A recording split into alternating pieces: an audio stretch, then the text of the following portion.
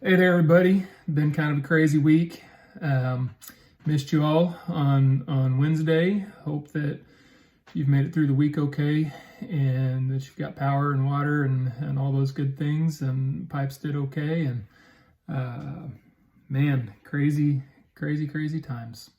Um, since we didn't get to have class on Wednesday, I didn't want us to get too far behind. So I am doing a little pre-recorded video here for you.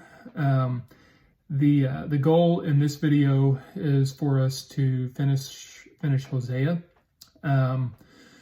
We'll do Micah this next week on Wednesday evening. I had hoped to start Micah in class last week, but I think it's better for us to be able to start it together. So we'll do that, and we'll see how far we get, and if I need to do another little pre-recorded video for you to look at following class on Wednesday, then I will do that as well to finish up Micah so that we don't get too far behind here. So we'll go ahead and get started. And we left off in chapter 2 of Hosea. We're kind of looking a little bit intensively at the first 3 chapters here, because this narrative sets the scene for the rest of the book. It really gives us an idea of the state that Israel was in, the message that Hosea is giving, though he will expound on more specific things. Once you get further into the book, this gives us a really good big picture of what's going on in his different speeches that are compiled here together. Of course, your homework that you've done, it will help you dive into some of those more specific things, some of the specific indictments against Israel, the reasons why God was so upset with his people and with Israel.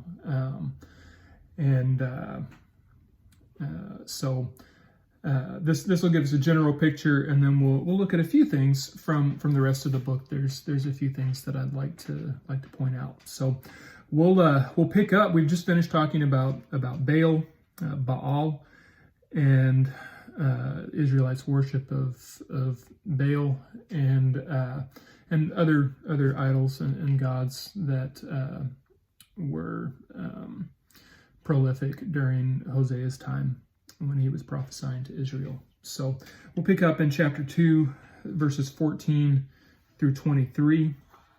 And this takes on a little bit of a different tone here, which Hosea is going to do in chapter 11 and chapter 14 as well. So let's start in chapter 2, verse 14 here.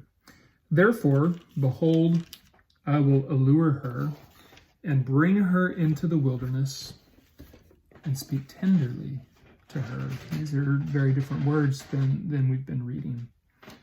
And there I will give her her vineyards and make the valley of Achor a door of hope. Valley of Achor, by the way, means valley of trouble. So I think we're meant to see there that the trouble that Israel has found themselves in will eventually turn to hope, and it's not completely and totally hopeless. There she shall answer as in the days of her youth, as at the time when she came out of the land of Egypt. And in that day, declares the Lord, you will call me my husband, and no longer will you call me my Baal. Here you see the analogy, the husband and wife analogy again, and you can see how important it is to God that he's recognized for being God and for doing the things that he's done, for this relationship that he has with Israel. We talked earlier about how they are attributing all of his worth, everything that God is, they're attributing that to Baal. And I mean, you can imagine if you're in a marriage relationship and everything that should be meant for your husband or for your wife, you give to another. despite them going above and beyond for you and sacrificing for you and loving you, you take everything in return and give it to someone else. And that's the analogy that's being made here. So here God is envisioning a day when Israel will come back to him, when they will again recognize him as their God, as their husband, as their ultimate lover, if you will. For I will remove the names of the Baals from her mouth. Verse 17, they shall be remembered by name no more. And I will make for them a covenant on that day with the beasts of the field, the birds of the heavens, and the creeping things of the ground. This is interesting here in a lot of prophetic works, especially once we get into more of an apocalyptic type of genre, like Ezekiel and Daniel, especially in Revelation. You see this in Romans chapter 8 also, the relationship between God and people and this covenant. It includes nature. You see that in the very beginning in Genesis, and here in this covenant that's being made, it's with the beasts of the field, the birds of the heavens, the creeping things of the ground. It's with other parts of creation as well. As humanity suffers, as it goes further away from God, so does creation. Interestingly, continuing in verse 18, I will abolish the bow, the sword, and war from the land. I will make you lie down in safety, and I will betroth you to me forever. I will betroth you to me in righteousness and in justice. Here's these two words again that we saw in that we saw in Amos: righteousness and justice, in steadfast love and in mercy. I will betroth you to me in faithfulness, and you shall know the Lord. And in that day I will answer, declares the Lord. I will answer the heavens, and they shall answer the earth, and the earth shall answer the grain, the wine, and the oil, and they shall answer Jezreel. Jezreel earlier was used as in a negative sense in reference to the valley of Jezreel, but here we're meant to see the meaning of the actual word Jezreel, that God will sow. He's beginning something anew. He's bringing the earth back to life. He's bringing people back to life through bringing the earth back to life. And those are things. Grain, wine, oil. Those are things that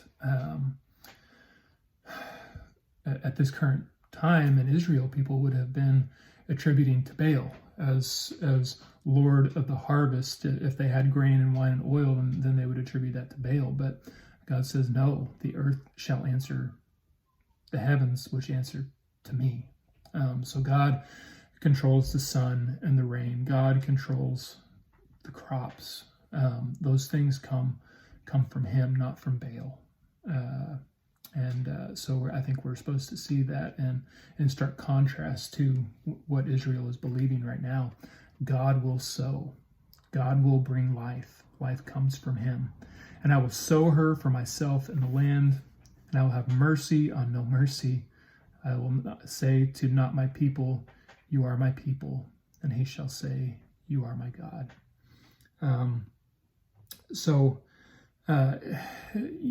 He's full of hope here, absolutely full of hope, despite the things that are going to come upon Israel, despite the things that are going to come upon God's people. Those things are intended to bring people back into relationship, back into covenant relationship with God. So there's hope here. There's great hope. Let's look in chapter 3 here. Let me read through all of chapter 3, and then I'll come back and point out a few things. So, and the Lord said to me, we're back into more of a narrative type scenario here, where God's giving Hosea instructions about redeeming his wife who has gone astray from him again. So let's look here. The Lord said to me,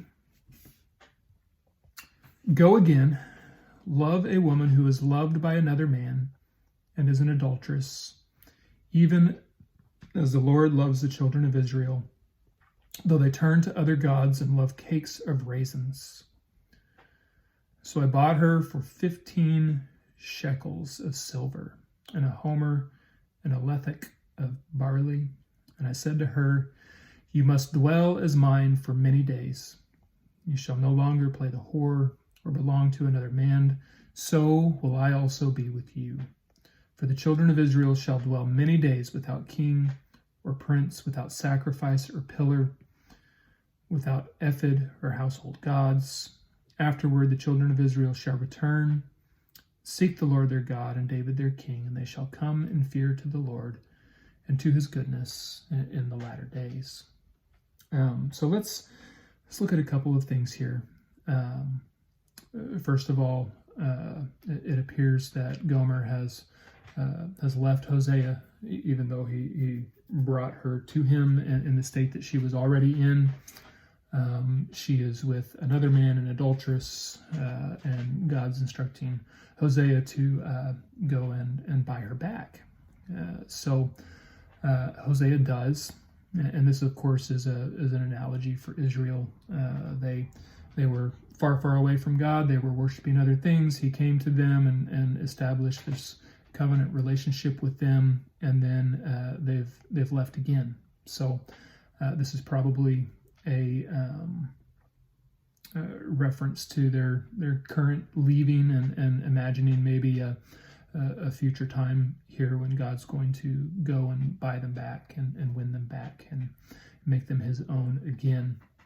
A couple things that I wanted to point out. First of all, notice that he goes and buys her back for 15 shekels of silver and a homer and a lethek of barley. A couple things here to pay attention to. One, a low cost for a slave during this time would have been about 30 shekels of silver. So if you imagine a slave auction or slaves who are up for bidding or sort of like a marketplace sort of scenario or something like that is, of course, not a fun thing to imagine. But think about if a low-end slave goes for 30 shekels and Gomer is going for 15 shekels and not much more. The idea that we're to get here is that she's been passed over by everybody else, and the price has been lowered, and it's been lowered, and it's been lowered. She's become worthless, and there's nobody else who wants her, is the picture that we're to get. And I think this is, for me at least, this really draws on just how desperate God's love is for his people, for Israel, despite them having turned their backs on him. They're worthless. No one else wants them. No one else wants to buy them. The price has been lowered. But God still wants them. And that just speaks volumes to me. It says that no matter how much dirt and slime and grudge and mess and sin, if I'm thinking present day, like a present day lesson from this, no matter how bad things have gotten, no matter the pit that we find ourselves in, no matter how terrible and awful we see ourselves, completely unwanted by the world, by everyone else, there's a God who desperately loves and who is willing to pay a price to buy us back. And that's the second thing that I want you to see here, is that there's a price. Hosea has to pay a price, and God pays a price for bringing his people back to him. And this is our present day. I mean, if you fast forward a few hundred years to Jesus, then there's a cost in order for this relationship between God and people to be reconsummated. In order to bring us back into relationship with him, there's a price, there's a cost. Paul's words, we were bought with a price. The cost, of course, is Jesus. How eternally grateful we must be for the redemption that's brought our way when we were far, far away and in the muck and mire and unwanted by everybody else. And yet God is willing to pay the price of Jesus in order to redeem us, in order to bring us back into relationship with him. That's a message that we see here even in the Old Testament.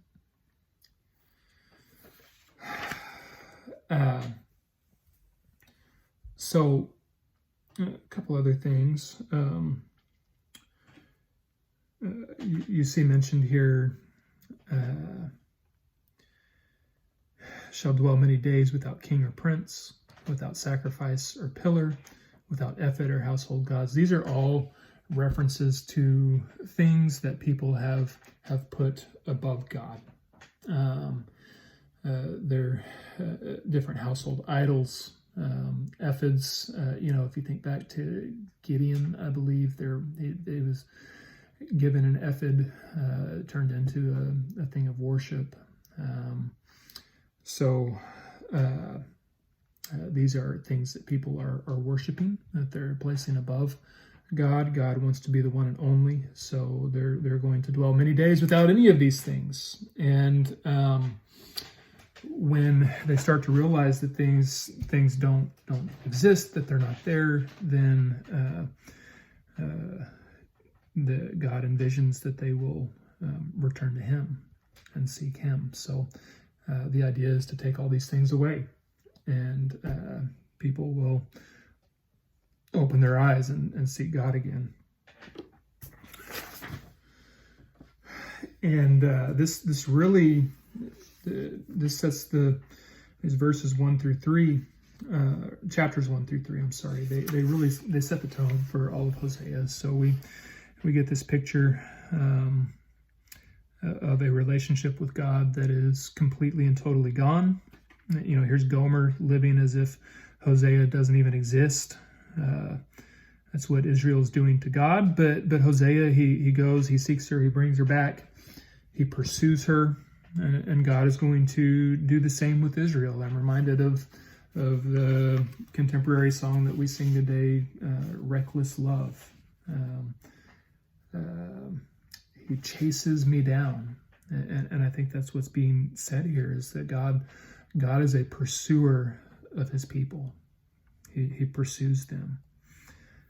Chapter 4, let's get into chapter 4 here, kind of entering into a new section. This starts a section of kind of some more specific indictments of Israel. I'm just going to point out a few things through here. I don't want to get in depth with a lot of it. You can read through and see what a lot of these indictments are.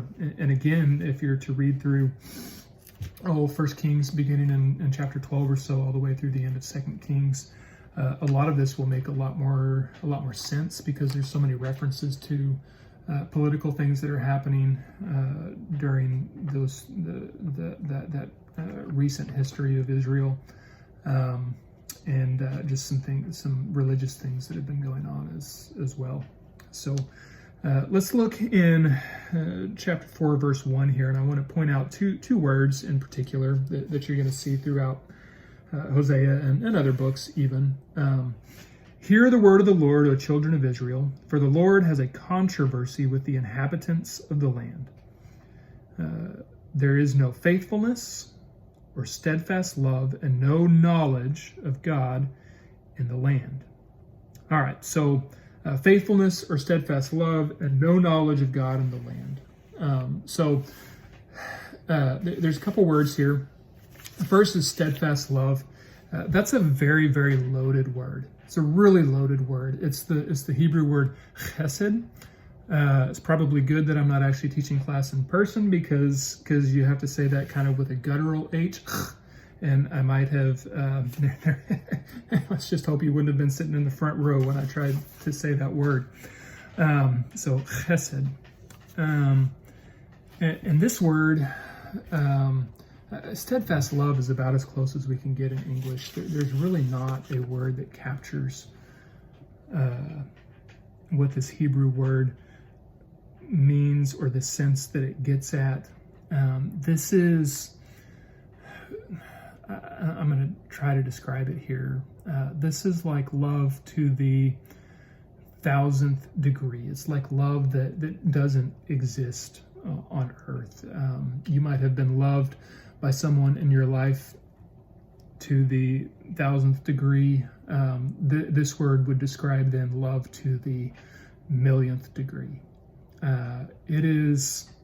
It's just indescribable, everything that's wrapped up in this word. It is never failing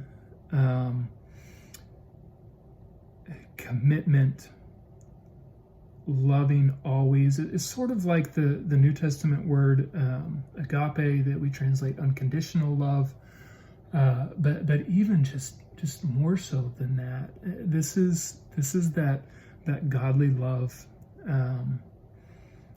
that is it's indescribable. It's amazing. So when you see steadfast love, I want you to see more than just that English gloss of this word. You should be filled with warm fuzzies when you hear it, unless the indictment is that there is none of that in the land, which is what's happening here in Israel. They have no faithfulness or steadfast love. That's the kind of love that God has for his people, and that's what he wants from his people. This is steadfast love. So it's what you see it in the Psalms a lot. Steadfast love. The steadfast love of the Lord never ceases. It's just so beautiful. The second word that I want us to see here is the word knowledge. There is no knowledge of God in the land. So there's kind of like in Greek, there's a few different words for knowledge in the Hebrew language. The word that's used here is yada. Y-A-D-A-H is how we spell that. Y-A-D-A-H. Chesed, by the way, is spelled H-E-S-S-E-D. H-E-S-S-E-D is chesed. But knowledge, yada, here, this is kind of it denotes a special kind of knowledge. So when I was in high school, I played hockey, and I had a hockey tournament in Albuquerque with a team that I was on. So we went to this tournament in Albuquerque, New Mexico, and it just so happened that at this tournament, on another team who was playing was the son of Goldie Hawn. So I don't know if you know who Goldie Hawn is. She's an actress, been in all kinds of movies. Overboard, the very first Overboard she was in. I'm failing for other movies right now. That's the first one that came to mind. If you've, I imagine most of you have seen her in something, even if you didn't realize that you have. But her son was playing for one of the teams at this tournament, and she was there. She showed up to watch her son play. Being a teenage boy, of course, who'd seen some of her movies, I was pretty enamored. And and I saw her from across the way. And, it was kind of cool. It's an experience that I remember. I'm totally name dropping right now. But I looked. I never said hi. I never went up to her, never did anything, and left. That was it. So I saw Goldie Hawn from a distance. My question is, would it be okay, would I be correct in saying and walking around and saying that I know Goldie Hawn? I know her. What would you assume if I were to walk up and say, yeah, I know Goldie Hawn? You'd probably assume that I had at least walked up with her, shaken her hand, had a short conversation with her. I mean, at least something, right? There's a difference between knowing of something or someone and knowing someone. Met, know, saw, and have a relationship with. Yada, the word knowledge here, is a word that denotes relationship. What's being said here is not that people don't know God, that they don't know about God. There is some kind of knowledge of him in the land. His name is not completely and totally forgotten. What's being said here is that his people have no relationship with him. They know of him, but they don't know him. And there's a difference there. And when there's no relationship with God, then if you keep reading, then you see that things start to go badly. Things flow from whether people have a relationship with God or not. If there is knowledge of God, if there is relationship with God, then good things flow from that. Life changes because of that in a positive way. If there is no relationship with God whatsoever, then things flow from that also. If there's a relationship with this fake god Baal, then things flow from that. We tend to order our lives after these kinds of relationships. So there being no knowledge of God in the land is a big indictment. There's no relationship with him. People have left him for Baal and for other things. So just keep reading verses 2 and 3. Look at the things that follow, because there is no knowledge, no relationship with God in the land. There's swearing, there's lying, murder, stealing, committing adultery, break all bounds. Bloodshed follows bloodshed. Therefore the land mourns, and all who dwell in it languish. All the beasts of the field and the birds of the heavens, and even the fish of the sea are taken away. So again, humanity is completely affected, as is nature, as creation. We see both of those things. When there's no relationship with God, then these kinds of things follow. So let's look at verses 4 through 6 here. Let me read and we'll come back. Yet let no one contend and let none accuse, for with you is my contention, O priest. You shall stumble by day, the prophet also shall stumble with you by night, and I will destroy your mother, mother being Israel, of course. My people are destroyed for lack of knowledge, because you have rejected knowledge. I reject you from being a priest to me, and since you have forgotten the law of your God, I will also forget your children. So again, same word for knowledge here.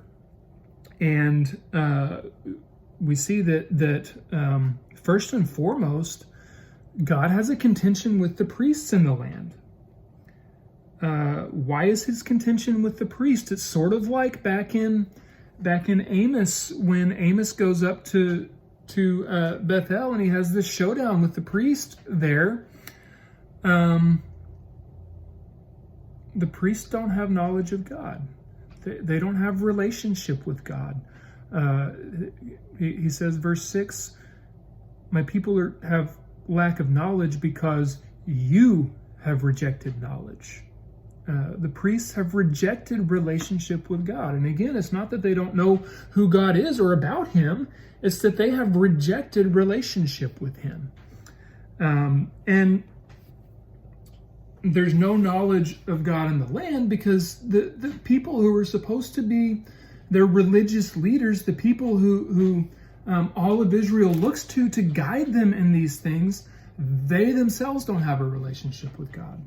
And that's led them astray.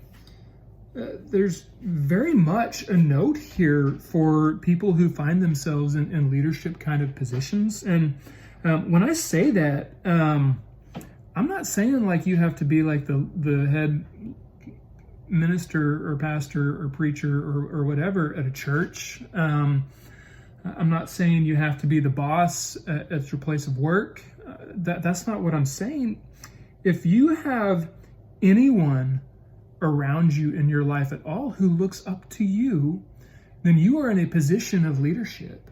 We are all, I think, in positions of leadership, and we should take this charge very, very seriously. Just because he's talking specifically about priests, I think it applies to anybody who would call themselves a follower of God.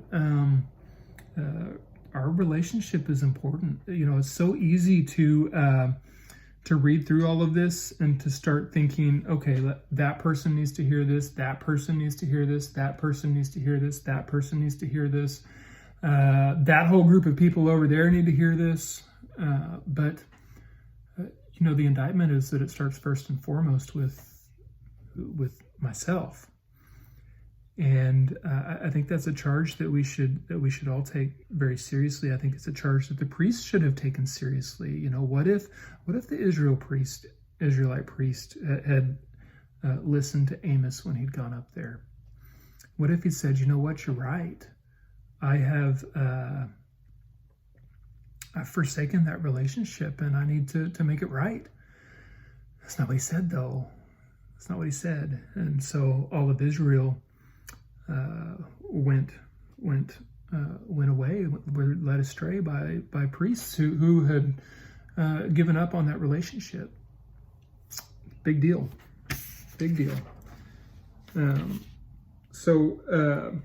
Let's see. Chapter 4, verses 10 through 11.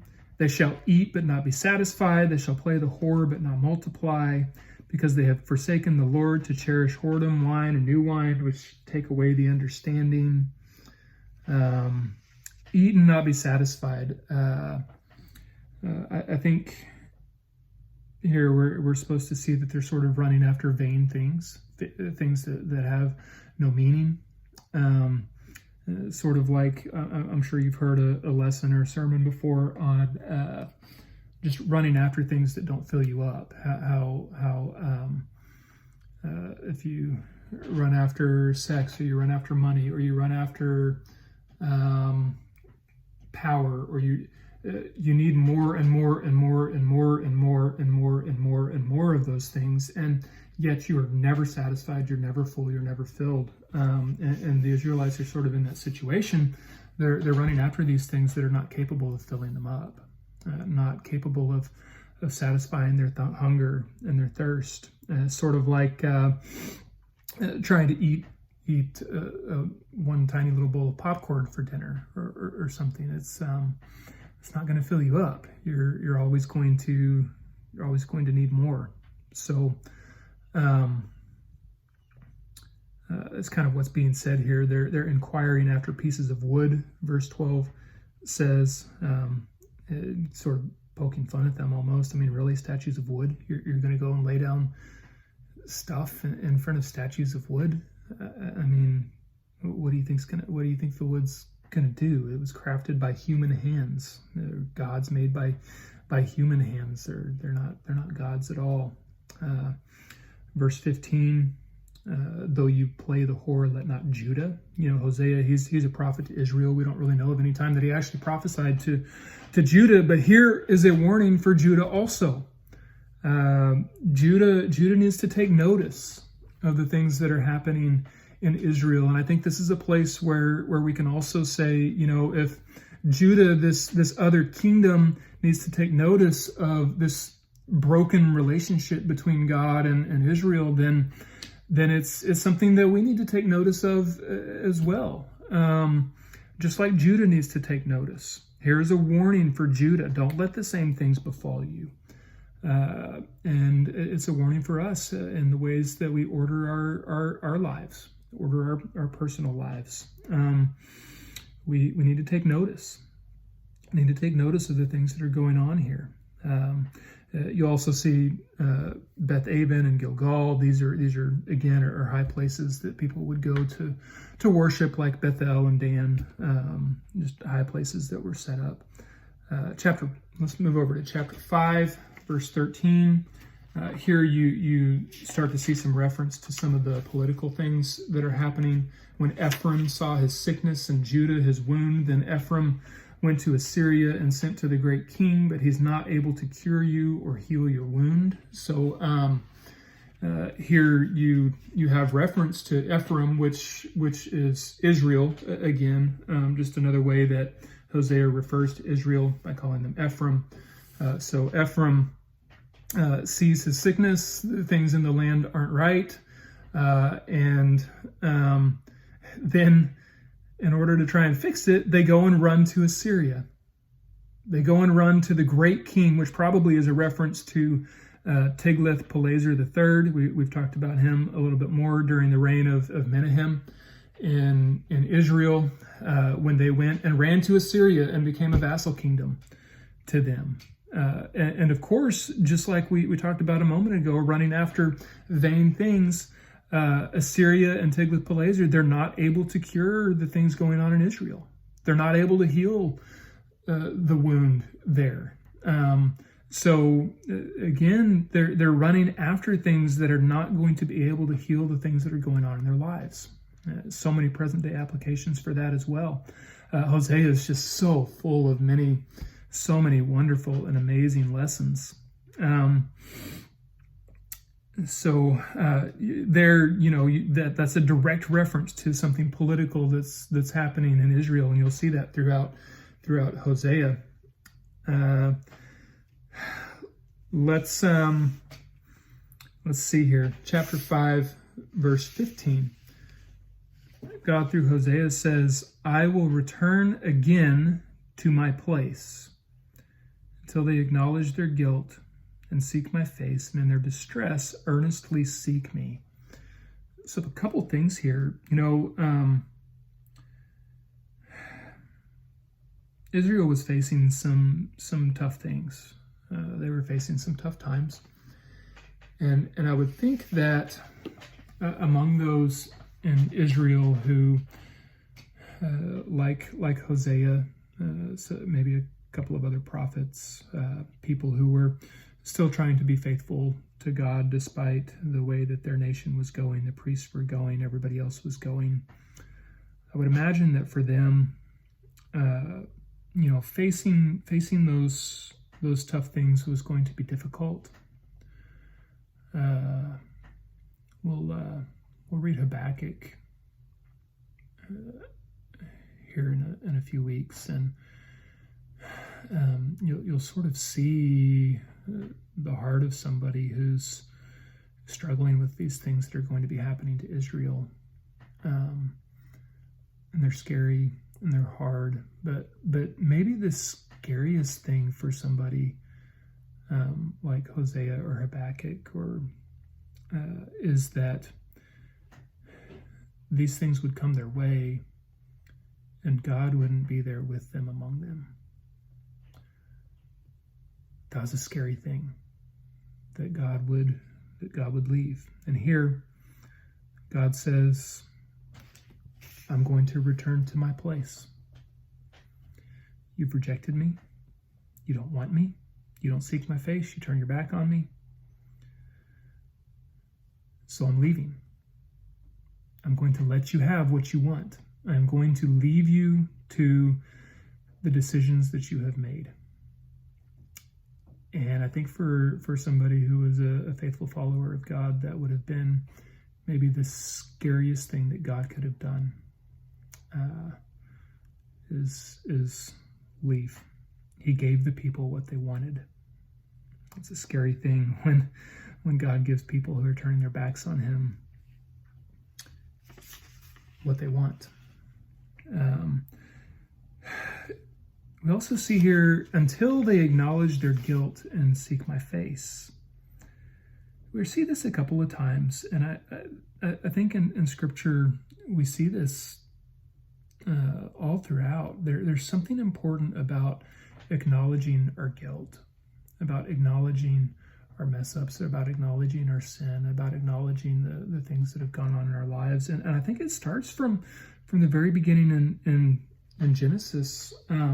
Just picture, here's Adam and Eve. They're in the garden. They've eaten the fruit. And God starts walking through the garden, and because of their guilt and their shame, instead of being able to walk through the garden with God, which, I mean, what an amazing picture, walking in the garden with God. Oh man. Can you imagine? Can you imagine? It's just so amazing. And instead of walking through the garden with God, they're hiding behind some bushes because of their guilt and because of their shame.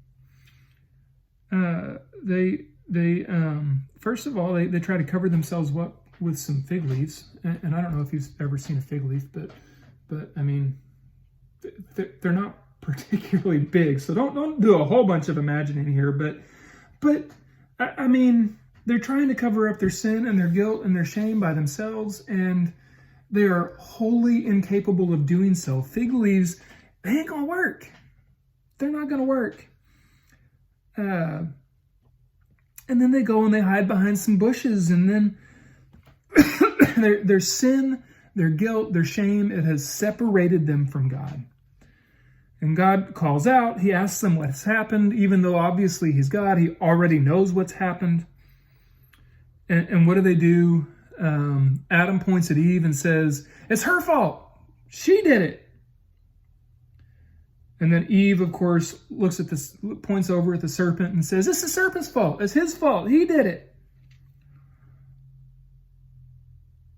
You know, it's silly speculation because it didn't happen.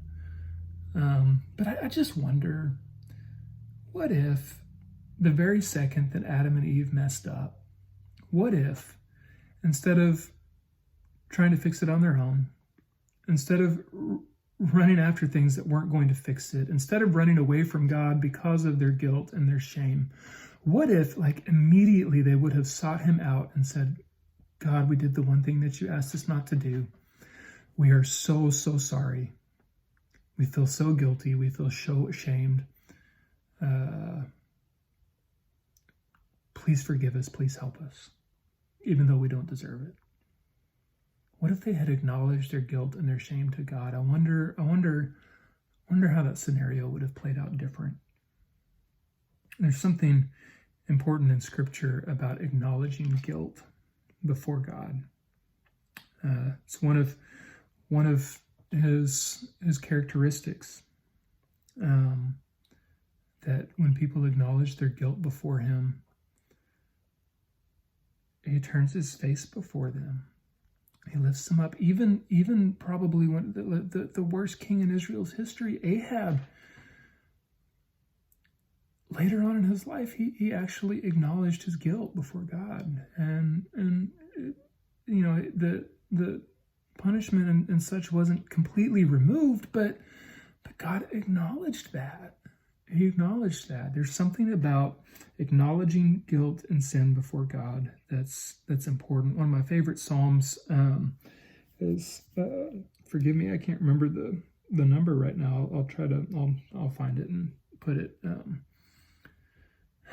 tell you in the next class. But there's a psalm where literally someone starts out on their knees and they're acknowledging their guilt before God. Their heads are bowed low, and through the course of the psalm, as they're acknowledging their guilt and their shame before God, you can almost see God just lift their head up so that they can look him in the eyes. And it's just this incredible, amazing picture of how God responds when someone comes before him with this contrite, penitent, guilt-acknowledging heart. There's something incredible about that. Chapter 6, verse 6, I desire steadfast love, not burnt offerings. That ought to be sounding familiar to you at this point. We heard a similar sentiment in Amos. If you've read Isaiah chapter 58 says the same thing. And it also sounds familiar because Jesus quotes this, Matthew chapter 9, verses 12 through 13, and Matthew chapter 12, verse 7. He says, I desire steadfast love and not burnt offerings. And it's not a problem that went away if Jesus is quoting it and telling it to people still in his day and time. And Amos was saying the same thing, and Isaiah was saying the same thing. People aren't getting it. People aren't getting it. Of course, it's important to remember here that God did command them to make sacrifices. So what's being said is not that God didn't also want their sacrifices, but if we follow Amos's lead, then what's being said is that you're offering me all this stuff, but you're treating the people around you like dirt, and that makes your sacrifices like a stench to me. It makes them unpleasing instead of pleasing. And if you're going to be making the sacrifices, then you sure better be following me all the days of your life. A present day that we would say this is, don't be a Sunday-only Christian. Don't be a Sunday-only Christian. The Christianity, worship of God is not like this. Okay, I've got my work life, I have my home life, I have my free time, and then I have my Christianity part of my life. It's not like this one little part of life. It is this overarching thing that permeates down into every aspect of life. And I think that's kind of what God's saying here is, you don't have me figured out. Just throwing a little sacrifice my way and then doing your life however you please and forgetting about me the other 6 days of the week. That's not what I've asked of you. I want consistent relationship. I want our relationship to permeate everything that you do. The things that you do in your own time, in your solo time, the things that you do in your interactions with people, this worship of me, this being in relationship with me, this relationship that we have that permeates every part of your life. Skip ahead to chapter 9. Start to see some of this prophecy that Hosea gives come to pass. Chapter 9, verse 3, Ephraim shall return to Egypt. Egypt. So this could literally be like Israel is deported to Egypt. We know that Israel was deported to different places once Assyria came in. Egypt could very well have been. They could have very well gone to Egypt. It could also be a metaphor here for simply going into slavery. In prophetic literature, especially in apocalyptic prophetic literature like Ezekiel and Daniel, the names of places that are important in Israel's history, they take on this more symbolic sort of thing. And of course, Egypt for Israel would have been reminiscent of being in slavery. So this could be simply that they're going to be taken into slavery. It could be a metaphor here.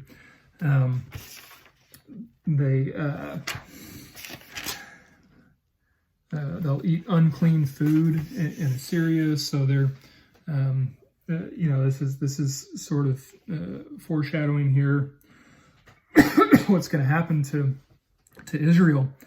Chapter 9, verse 8, the prophet is the watchman of Ephraim with my God. This is one way of looking at a prophet. Ezekiel 33 is going to expound on this idea as the prophet, as a watchman, just a little bit. If you think about our ship analogy and the prophet being like the lighthouse up on top of the hill, warning everyone. That's sort of this picture here. It's a picture of the prophet standing up on a hill like a watchman on a tower, looking away and saying, "Hey, danger, danger, danger, danger!" And they light a giant light for everybody to see it, but trying to warn the people when danger's coming. But they've spurned the prophet, and they don't want to hear his warnings anymore. Chapter 9, verse 10. Like grapes in the wilderness, I found Israel, like the first fruit on the fig tree in its first season. I saw your fathers, but they came to Baal Peor and consecrated themselves to the thing of shame and became detestable like the thing they loved. I'm reminded of Jesus' words in the Sermon on the Mount. For where your treasure is, there your heart will be also. They became detestable like the things they loved. What we love matters. It matters.